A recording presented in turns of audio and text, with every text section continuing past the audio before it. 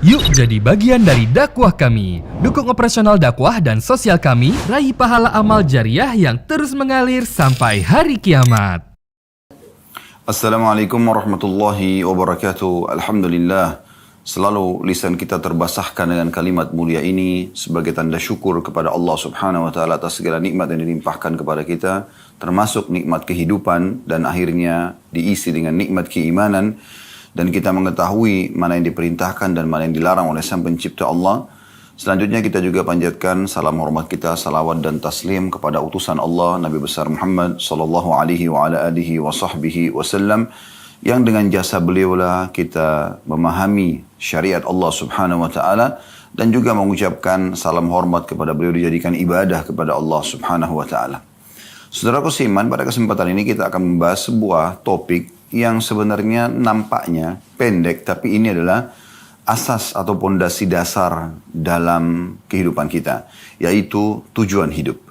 Saudaraku seiman, kita bisa buka bersama-sama di awal acara kita ini surah Az-Zariyat. Ini biar Al-Quran yang menjawab judul kita ini supaya lebih jelas, dan dari situ insya Allah kita akan jabarkan panjang lebar. Surah Az-Zariyat, surah nomor 51 di ayat 56-nya. Di situ Allah Subhanahu wa taala berfirman yang memberikan gambaran tentang judul ini, dan surah atau ayat inilah yang menyebabkan kami memilih juga judul ini. Allah berfirman, "Wa ma khalaqtul jinna wal insa illa liya'budun." Aku tidak ciptakan jin dan juga manusia kecuali untuk mengabdi, menyembah, patuh kepadaku. Jadi teman-teman sekalian, sebagai seorang muslim, kita sudah yakin tentang makna kalimat La ilaha illallah. Tiada Tuhan yang berhak disembah kecuali Allah. Artinya, teman-teman semua melihat, mengarahkan pandangan matanya ke langit, semua yang dijangkau oleh mata kita di sana, dari burung yang terbang, pergantian siang malam, hujan yang turun, awan, bintang-bintang, atau yang tidak terjangkau oleh mata kita. Mungkin kecanggihan teknologi manusia sampai di hari kita sekarang masih belum bisa menjangkau jenis-jenis bintang tertentu di langit sana. Jadi ada yang belum nampak gitu ya. Kemudian juga di bumi, apapun yang nampak, seperti misalnya yang nampak seperti manusia, kita sendiri ya, manusia ini sendiri. Dari beragam macam paras wajah, postur tubuh, kemudian bahasa, kebiasaan, ya, tradisi, dan populasi manusia. Interaksi satu sama yang lain di antara mereka. Kemudian juga tumbuh-tumbuhan, dari rumput yang kecil sampai pohon beringin yang besar, dengan beragam macam bentuknya, ya, sifat-sifatnya. Kemudian juga hewan-hewan dengan berbagai macam jenisnya nampak dengan jelas di depan mata kita. Apalagi dengan teknologi yang ada sekarang, kita bisa melihat semua jenis hewan yang ada di hutan, di lautan, diangkat, divideokan, dan kita bisa melihat mereka semua. Walaupun mungkin belum semua terjangkau, tapi kita bisa lihat dari semut yang kecil sampai gajah yang besar, dari ikan yang kecil sampai ikan yang besar, dari burung-burung yang kecil sampai burung yang besar. Jadi semua bisa nampak. Kemudian juga air, ya, yang kita bisa gunakan setiap harinya, api, udara, ya. Ada juga yang tidak nampak dengan mata kita. Udara pun termasuk yang tidak nampak, ya. Yang tidak nampak seperti misalnya, ya, jin, manusia, partner daripada manusia Allah ciptakan, tapi memang manusia Allah tidak nampakkan pada manusia. Kemudian semua perasaan-perasaan yang kita rasakan, rasa suka, rasa sedih, ya, senang, ya, gembira, ngantuk, ya, lapar, haus, semua ini tidak nampak, tapi kita bisa rasakan, ya. Semua itu, teman-teman sekalian, kembali kepada satu makna atau satu kalimat, masuk dalam satu kalimat yang selama ini umat Islam selalu ikrarkan dan juga yakini. Bahkan dengan kalimat ini seseorang bisa dianggap masuk ke dalam agama Islam, yaitu La ilaha illallah. Tiada Tuhan yang berhak disembah kecuali Allah. Artinya semua di langit dijangkau oleh tidak dijangkau oleh mata kita, semua di bumi, semua di kedalaman lautan dijangkau oleh tidak dijangkau oleh mata kita, kata kuncinya tidak ada penciptanya, tidak ada pemiliknya, tidak ada yang mengurus, tidak ada yang mengawasi, kecuali Allah subhanahu wa ta'ala. Oleh karena itu seorang muslim selalu kembali kepada satu Tuhan ini. Ya, satu Tuhan ini. Dan kita sudah dipandu oleh Tuhan yang satu ini, Allah subhanahu wa ta'ala dengan kemahaadilannya di dalam syariat yang diturunkan oleh Allah melalui para nabi dan kita sekarang di masa Nabi Muhammad SAW dalam Al-Quran. Sehingga dipandulah bagaimana kita mengenal Allah subhanahu wa ta'ala. Mayoritas ayat Al-Quran berbicara tentang pengenalan Allah subhanahu wa ta'ala dan juga apa yang Allah subhanahu wa ta'ala inginkan. Ya.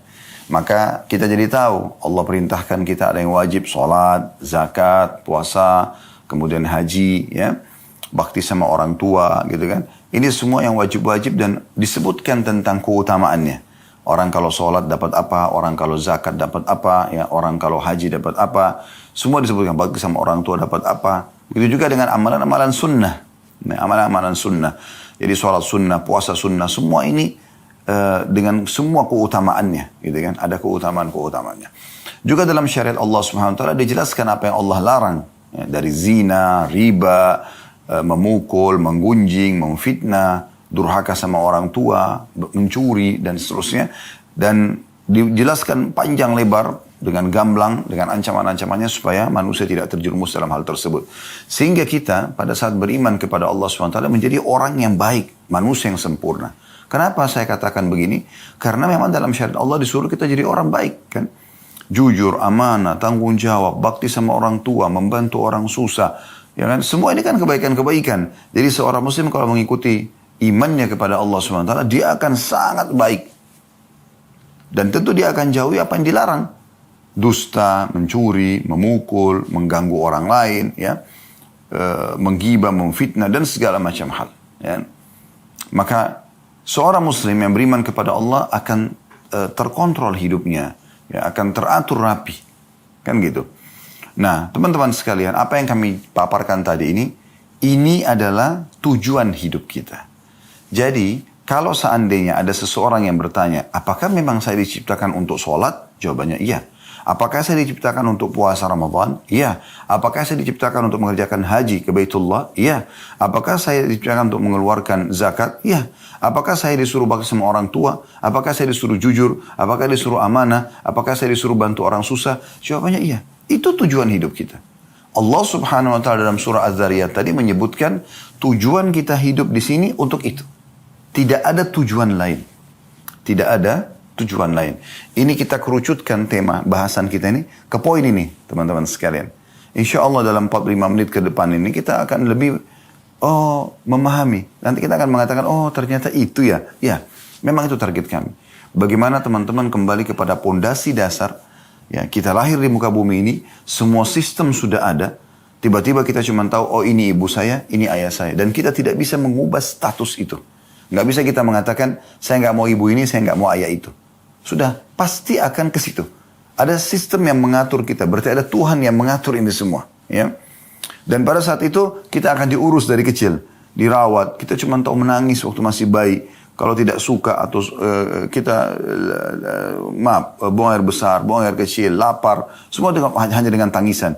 Dan dengan segera ibu kita langsung datang mengurus kita. Ayah kita sibuk mencari nafkah untuk membiayai hidup kita. Sampai akhirnya kita tumbuh besar, sekolah, seperti biasalah kehidupan kita. Sampai akhirnya kita menikah dan akhirnya kita pun berstatus suami atau istri. Kemudian kita berstatus ayah ataupun ibu.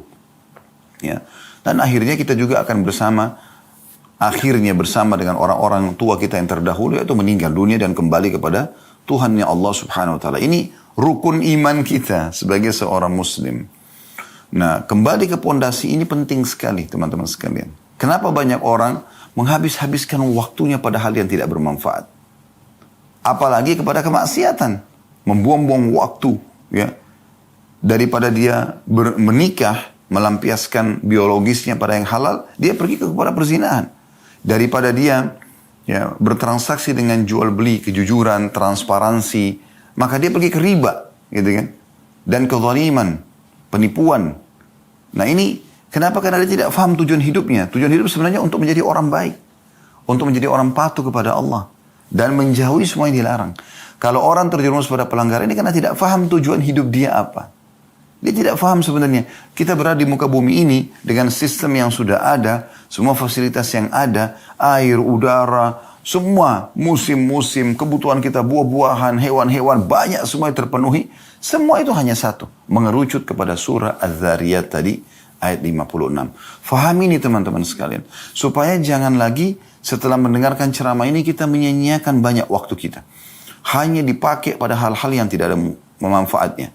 Kalau bukan yang Allah perintahkan, wajib atau sunnah, maka minimal Anda kalau mau menggunakan sebagian waktu Anda, sebagian saja kepada hal yang mubah. Kalau yang haram tidak dibolehkan sama sekali. Yang Allah subhanahu wa ta'ala haramkan, itu tujuannya dipelajari untuk dijauhi, bukan dicoba. Tidak usah Anda mengatakan, oh babi Allah haramkan, saya mau coba dulu bagaimana rasanya. Nggak perlu. Nggak perlu Anda mengatakan, oh ini khamar, minuman keras Allah haramkan, saya mau tahu dulu rasanya seperti apa. Dan seterusnya. Tidak perlu. Kita pelajari hanya untuk dijauhi. Nah demikian juga dengan hal-hal yang halal. Allah perintahkan, disuruh kita pelajari dan kita boleh nikmati. Dan kita kerjakan. Sholat, puasa, haji dan seterusnya. Dan semua makanan-makanan halal, minuman halal, pakaian halal, pendapatan halal, silakan nikmati. Nah ini pondasi dasar teman-teman sekalian. Pondasi dasar. Banyak sekali manusia lalai dari masalah ini. Sehingga akhirnya terbuang-buanglah waktu. Dan mereka akan menyesal di akhir hidup mereka. Teman-teman bisa lihat, kita buka juga pelengkap daripada bahasan kita, Al-Quran. Silakan buka di aplikasi handphone Anda. Surah Al-Mu'minun. Surah nomor 23, ayat 99. Ya. Sekali lagi, Surah Al-Mu'minun, surah nomor 23, ayat 99. Di situ Allah subhanahu wa ta'ala menjelaskan tentang bagaimana nanti orang-orang yang tidak mengetahui tujuan hidupnya, mereka kufur kepada Allah subhanahu wa ta'ala, mereka menghabiskan waktunya selama di dunia yang sangat terbatas, 60-70 tahun setelah itu mereka akan meninggal juga. Sebagaimana para penghuni kuburan, kalau Anda lewat di kuburan, Anda akan lihat itu adalah gundukan tanah dan juga batu nisan. Tapi sadar gak kita, kalau di dalamnya ada manusia seperti kita, bahkan mungkin lebih cantik, lebih gagah, lebih kaya, lebih berprestasi, tapi toh juga masuk ke dalam kuburan. Bukan cuma mereka, para nabi-nabi pun merupakan utusan Allah juga masuk ke dalam kuburan. Mereka dikuburkan, kita pun akan seperti itu. Jangan nanti di saat malaikat maut datang, mencabut ruh kita, dan kita sudah dibungkus dengan kain kafan, dimandikan oleh orang-orang terdekat kita yang kita tidak bisa memprotes mereka sama sekali. Mereka tinggal membungkus kita lalu membawa kita ke kuburan. Dan sesuai dengan sabda Nabi SAW, kalau anak Adam meninggal dunia akan ikut ke kuburan 3. Akan ikut keluarganya, akan ikut hartanya, dan akan ikut amalnya. Serta akan pulang 2. Yang pulang adalah keluarganya. Secinta-cinta Anda kepada suami, secinta-cinta Anda kepada istri, secinta-cinta Anda kepada anak, anak kepada orang tua, dan siapalah sahabat dengan sahabatnya, mereka paling lama di atas liang lahat itu setengah jam. Setengah jam, mungkin 1 jam paling lama. Tidak akan pernah ada seorang ibu pun yang sangat cinta dengan anaknya, ayah cinta sama anaknya, suami atau istri cinta satu sama yang lain, atau sahabat sama sahabatnya nginap di kuburan itu, tidak ada. Sudah menjadi sistem yang Allah buat, pasti mereka pulang. Walaupun mereka sedih, tapi mereka tidak akan temani kita di sana. Yang kedua, harta. Semewah apapun mobil yang teman-teman miliki, hanya akan parkir di pagar kuburan. Tidak akan masuk ke liang lahat. Juga kalau mobil Alphard Anda, Ferrari Anda dimasukkan ke liang lahat, mau diapakan? Mobil nggak dipakai di kuburan. Kan gitu. Maka semua ini akan pulang. Kerabat Anda akan beraktivitas mengisi sisa umur mereka, tinggal mereka lakukan isi dengan kebaikan atau keburukan, itu tergantung. Kemudian harta Anda akan dibagi menjadi warisan. Yang tinggal bersama Anda apa? Yang ketiga, yaitu amal. Nah yang selama ini teman-teman tidak fahami tujuan dari hidupnya, untuk sholat, untuk puasa, untuk segala macam, di saat itu mereka menyesal. Coba seandainya. Nah perhatikan tadi surah Al-Mu'minun kita bacakan, ya. Allah subhanahu wa ta'ala berfirman, qala rabbirji'un. Orang-orang nanti yang kafir, ya, yang kufur kepada Allah, orang-orang yang tidak pernah mengisi dengan amal saleh, ya, Mereka tidak tahu tujuan hidupnya, foya-foya saja. Tiap hari mabuk-mabukan, kumpul-kumpul, tidak ada manfaatnya. Tidak ada hasilnya, tidak ada detik-detik yang Allah berikan diisi dengan ibadah. Ya, yang merupakan tujuan dasar tadi surah Az-Zariyat. Dia mengatakan, Qala rabbirji'un, ya Allah kembalikan aku. Gitu kan. Mereka baru engah di saat malaikat maut sudah depan mata mereka sudah tinggal dicabut ruhnya, baru mereka mengatakan, wahai Tuhanku kembalikan aku. Hati-hati teman-teman, jangan Anda menjadi orang yang disebutkan dalam surah Al-Mu'minun ini. Itu 99-nya. Ayat 100-nya Allah mengatakan, untuk apa mereka minta kembali? Apakah mereka mau kembali ke restoran favoritnya untuk makan makanan kesukaannya? Apakah mereka kembali untuk kumpul lagi dengan pasangan hidup dan anak-anaknya? Apakah mereka minta kembali untuk meeting bisnis yang miliaran? Apakah mereka kembali untuk mengatur sebuah program-program yang mungkin ya, atau mengaplikasikanlah program yang sudah mereka susun tapi belum sempat dijalankan? Tidak sama sekali. Ya. Mereka mengatakan, la'alli a'malu salihan fima tarakt.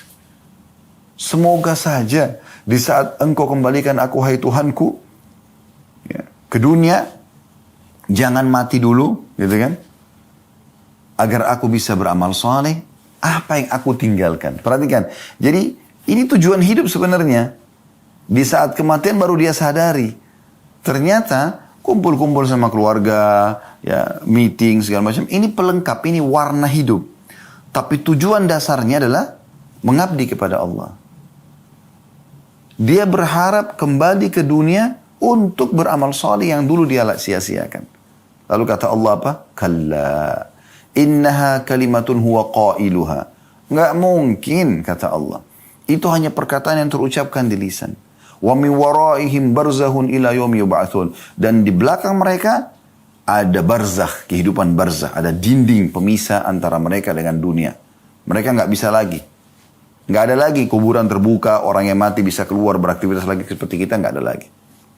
Ya. Dan tidak ada itu yang sering digambarkan, maaf, di sinetron-sinetron kita, sebagian sinetron pocong bisa keluar, kuburan terbuka, lalu mengganggu orang atau keluar. Itu tidak ada lagi. Mustahil. Kalau itu terjadi, maka mungkin setiap kita akan diketuk rumahnya oleh orang tua yang sudah meninggal. Atau tetangganya.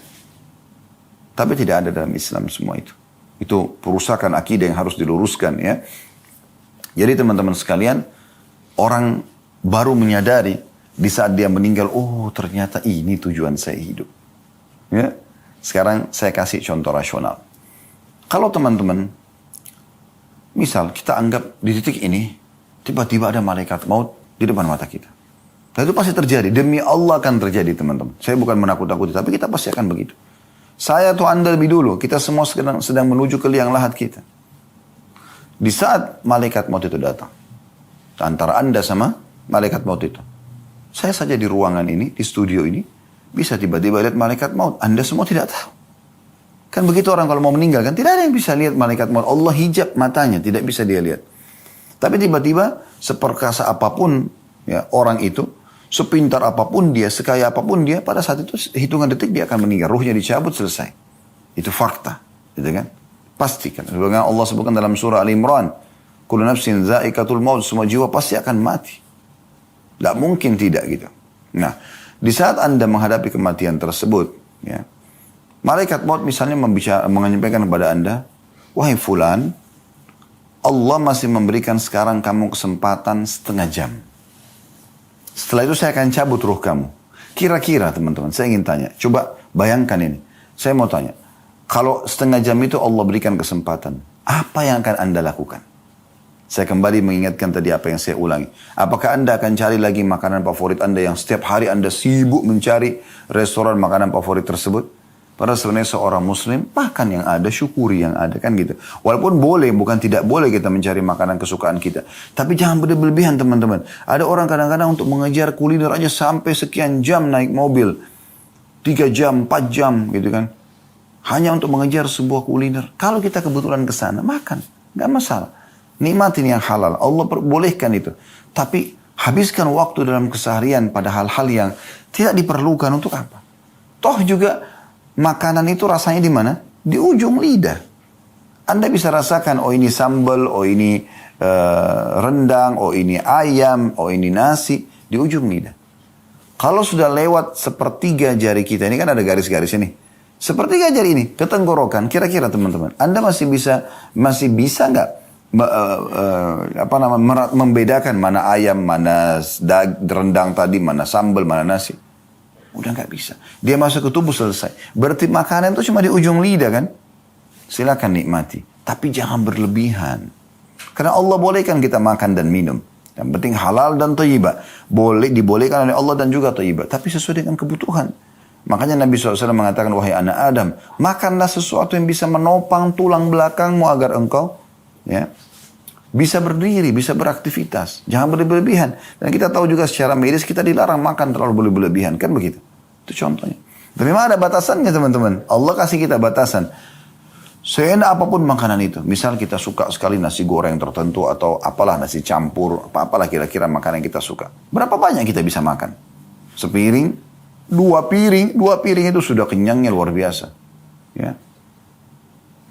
Terus selesai habis itu. Sekarang pakaian misalnya. Berapa lembar Anda bisa pakai? Selembar, 2 lembar. Sebanyak apapun pakaian Anda miliki. Apakah Anda bisa pakai semuanya sekaligus? Gak bisa. Ada batasannya kan? Kalau Anda pakai 5 lapis baju sekalian, orang tertawain Anda. Di musim dingin pun, orang mungkin pakai baju kaos, 1 baju luar, dan 1 lagi baju. Mungkin 3 lembar itu pun di saat tertentu, di musim dingin yang sangat gitu. Tapi kalau kita di Indonesia nih, mau pakai berapa lembar baju? 1 baju kaos, 1 baju luar, selesai. Ini gak bisa kita pakai banyak-banyak. Itu juga sepatu. Anda punya sepatu sampai 40 sepatu, 30 sepatu. Untuk apa gitu?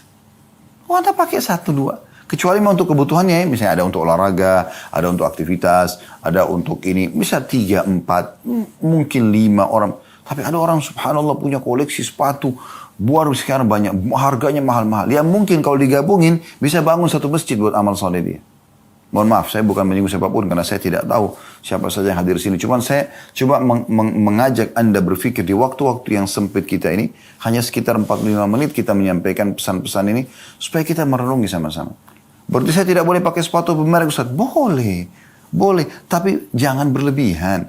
Saya tidak boleh makan makanan enak Ustaz? Boleh. Cari restoran terbaik. Tapi jangan berlebihan. Gitu. Boleh saya tidak boleh pakai pakaian yang bermerek? Boleh. Tapi jangan berlebihan. Jangan menjadikan target utama. Contoh misal, pecinta-pecinta dunia ini, kalau dia mau makan di satu restoran. Lalu kebetulan dia pergi ke sana, tutup restorannya. Kecewanya luar biasa, sampai menjadi bahan cerita mungkin seminggu dengan teman-temannya. Kenapa akhi dan ukhti?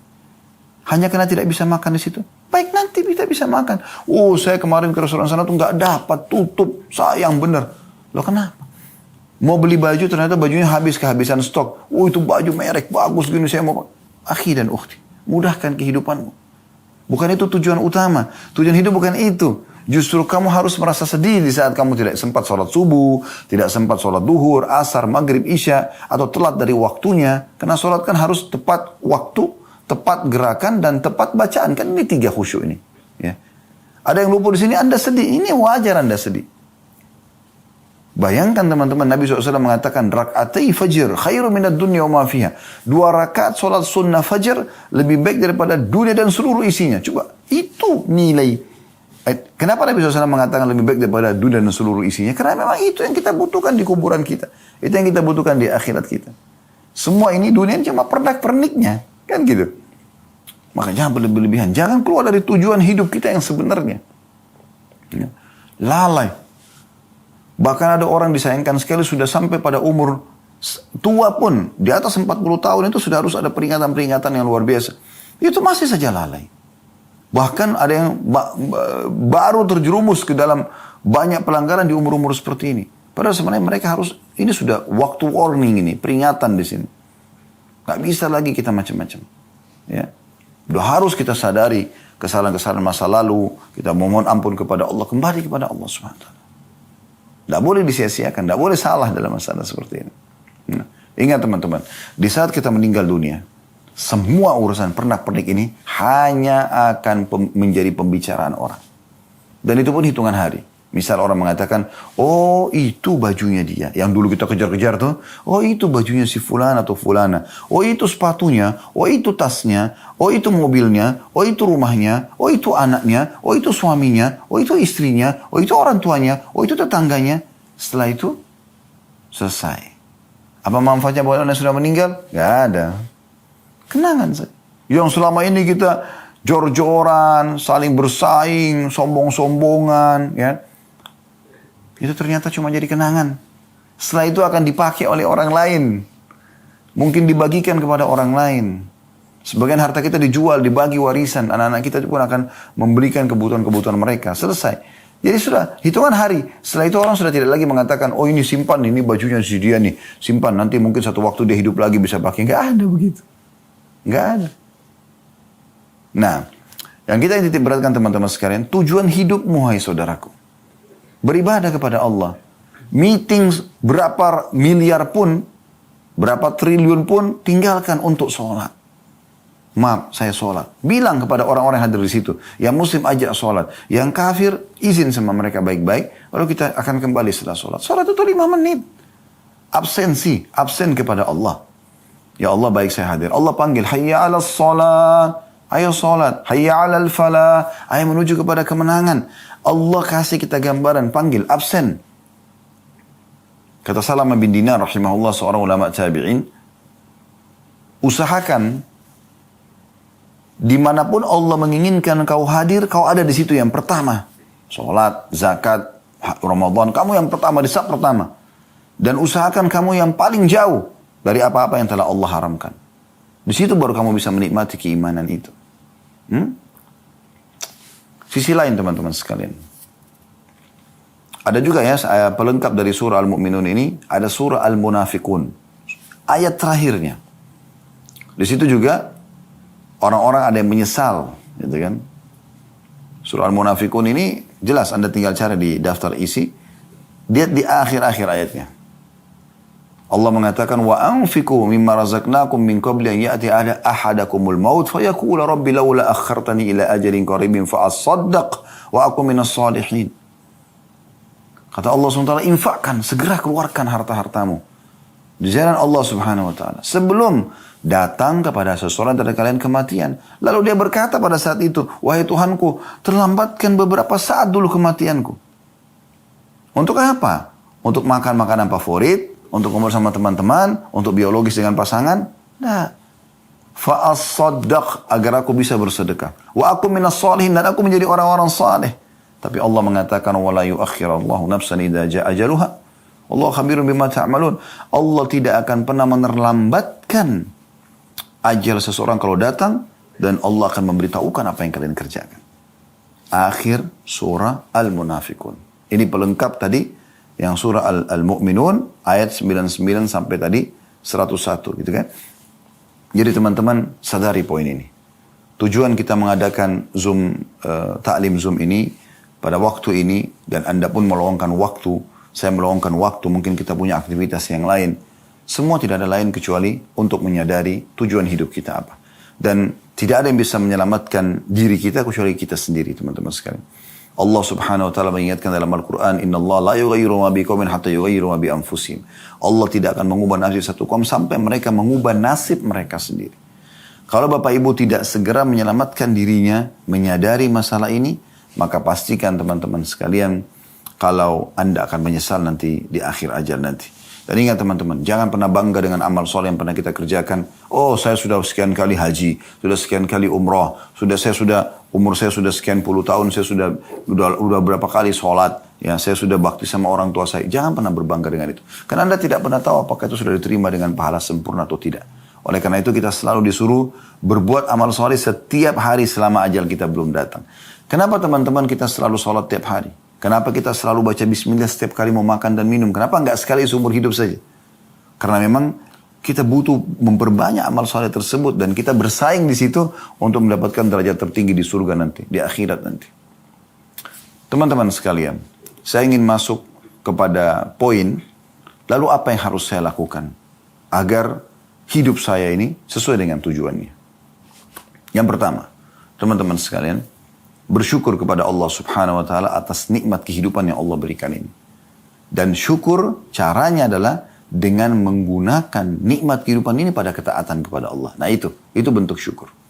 Dan tidak masuk akal teman-teman sekalian orang yang bersyukur kepada Allah dia gunakan untuk bermaksiat. Kan gitu. Anda kalau diberikan kebaikan, ada jasa dari seseorang yang lain, tidak masuk akal kalau Anda balas dengan kejahatan kan. Harusnya Anda balas dengan kebaikan. Ya, Anda berterima kasih pada dia, Anda memuji-muji dia, Anda membalas mungkin ya dengan kebaikan-kebaikan. Nah, tanpa menyamakan Allah dengan makhluknya, kita harusnya begitu. Tanda syukur kita kepada Allah harusnya kita gunakan di atas ketaatan kepada Allah subhanahu wa ta'ala. Ada statement yang menarik ya, dari Ibnu Qayyim rahimahullah. Beliau mengatakan, "Asy-syukur zuhur athar ni'matillahi ala lisan 'abdihi, thana'an wa'tirafan." Syukur itu, ya, itu adalah nampak dari lisan seorang hamba sebagai bentuk bekas nikmat Allah dengan puji-pujian dan mengakui sebagai nikmat. Wa ala qalbihi syuhudan wa mahabbah, dan dalam hatinya ada kesaksian kalau ini memang nikmat dari Allah dan juga mencintai pemberi nikmat itu. Wa ala jawarihi inqiyadan wa ta'ah, dan anggota tubuhnya itu menunjukkan tentang bagaimana dia tunduk dan patuh kepada Allah subhanahu wa ta'ala. Jadi tidak masuk dalam syukur itu teman-teman kalau orang itu justru melakukan kemaksiatan kepada Allah. Dan sederhana, teman-teman faham gak atau sadari gak? Maaf saya bukan menggurui. Kalau ibadah itu punya kenikmatan. Dulu di majelis ilmu seperti ini dengarkan ceramah itu punya kenikmatan. Kenapa Anda tidak lakukan setiap hari? Kenapa hanya 45 menit atau 1 jam? Tentu waktu kita sekarang segitu. Tapi Anda bisa ulangin kan?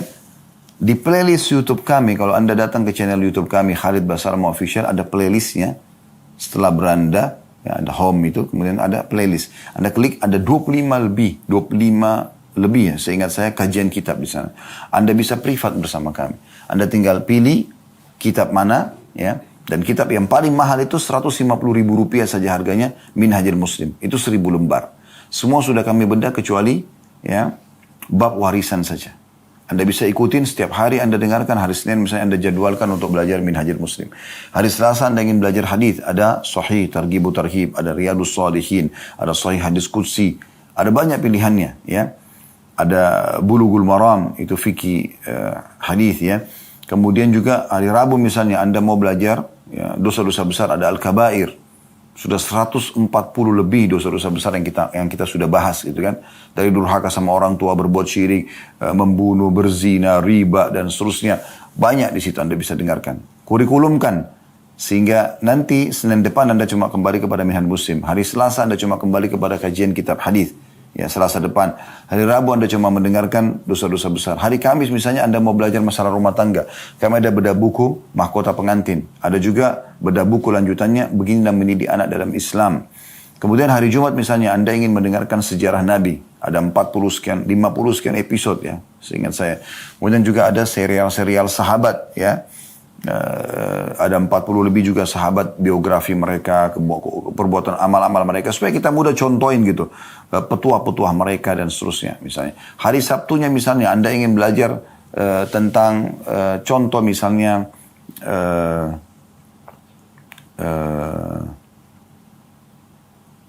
materi umum ya, seperti tablik akbar ya, seperti contoh materi-materi tazkiyatun nafs ya, pensucian jiwa. Kami ada bahasan banyak sekali tentang sabar, tentang syukur, ya, tentang tawakal. Ya. Ada juga di khutbah-khutbah Jumat, yang ada kumpulan khutbah Jumat. Cukup banyak. Ya, cukup banyak. Nah itu semua teman-teman Anda bisa pelajari, bisa jadikan sebagai kurikulum. Contoh. Ya.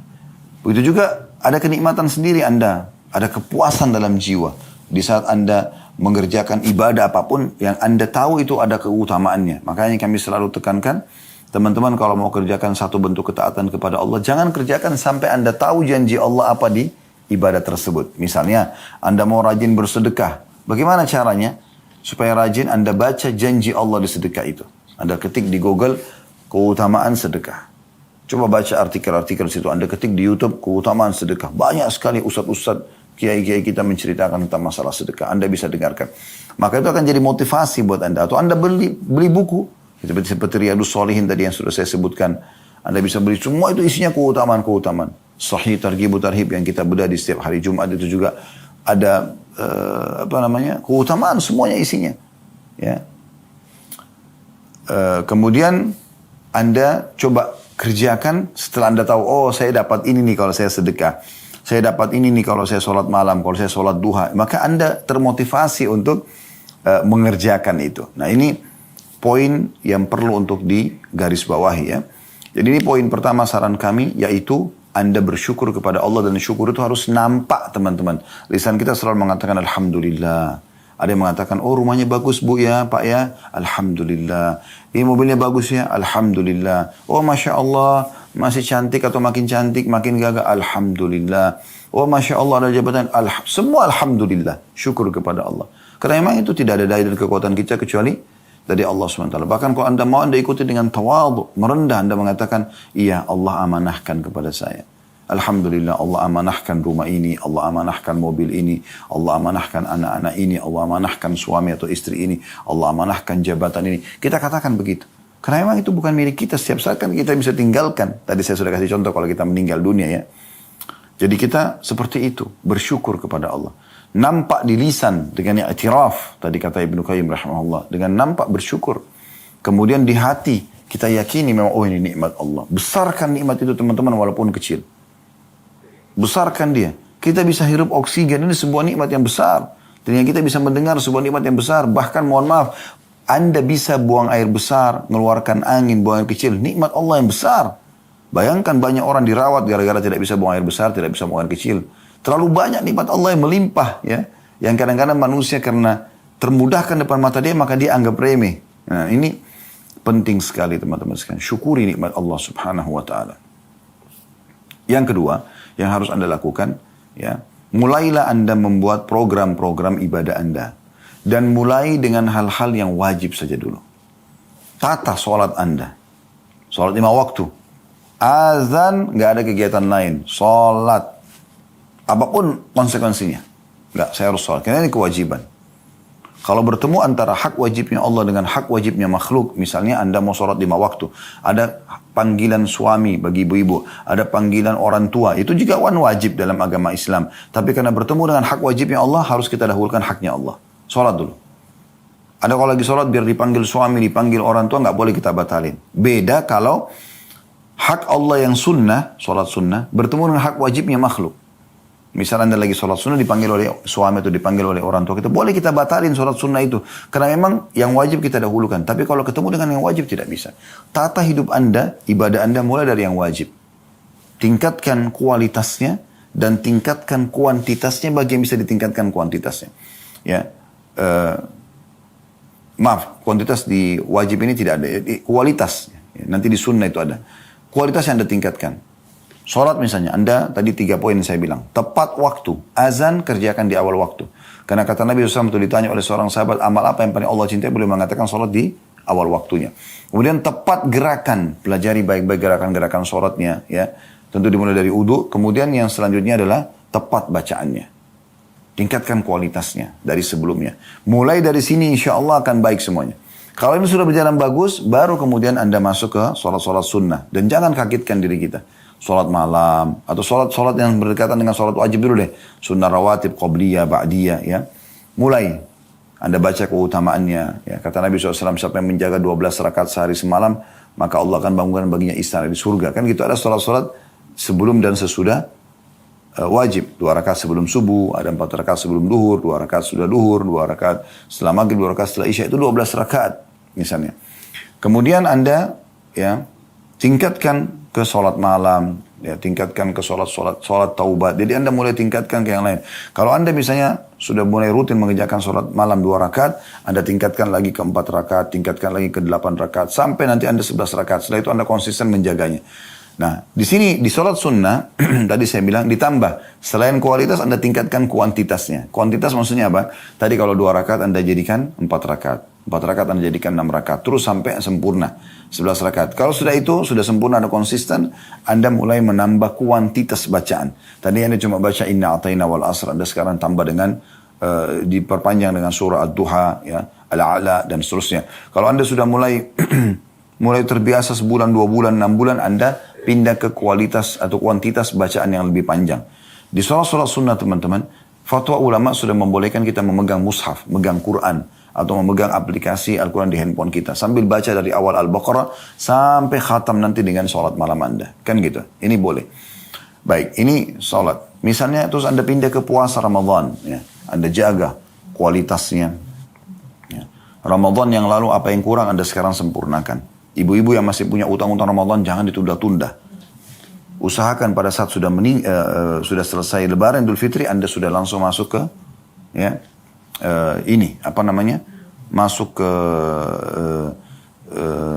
kalau Anda sudah kerjakan puasa Ramadannya, Anda mungkin ada hal-hal yang utang Ramadan tadi, kalau Anda punya utang dulunya Anda suka tunda-tunda sampai menjelang Ramadan akan datang, sekarang Anda kerjakan lebih cepat, ya. Begitu selesai Lebaran Anda sudah langsung bayar utang Anda tanpa Anda utang, supaya kalau Anda meninggal tidak ada beban, gitu kan.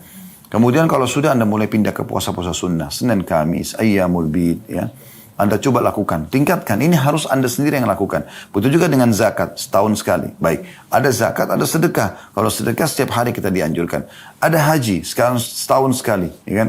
Dan ada umrah yang bisa kita kerjakan sepanjang tahun. Maka ini semua buat program hidup Anda, mulai dari yang wajib, kemudian Anda sempurnakan dengan yang sunnah. Yang ketiga teman-teman sekalian, jauhi semua kemaksiatan. Tutup semua keran-kerannya. Dimulai dari yang wajib. Dimulai maksudnya yang haram. Ya, dimulai dari yang haram. Ya, ini harus difahami baik-baik. Jadi, apapun yang haram Anda tinggalkan. Tidak boleh sama sekali Anda biarkan pintu terbuka. Masa lalu biarkan berlalu. Setelah taklim ini tidak boleh lagi. Begitu juga nanti kalau sudah Anda maksimal meninggalkan yang haram, Anda pindah ke yang makruh. Makruh pun jangan dikerjakan. Karena memang kedua hal ini dilarang dalam agama, walaupun makruh tidak berdosa kalau dikerjakan, tapi tinggalkan. Minum berdiri, makan berdiri, kan itu semua makruh hukumnya.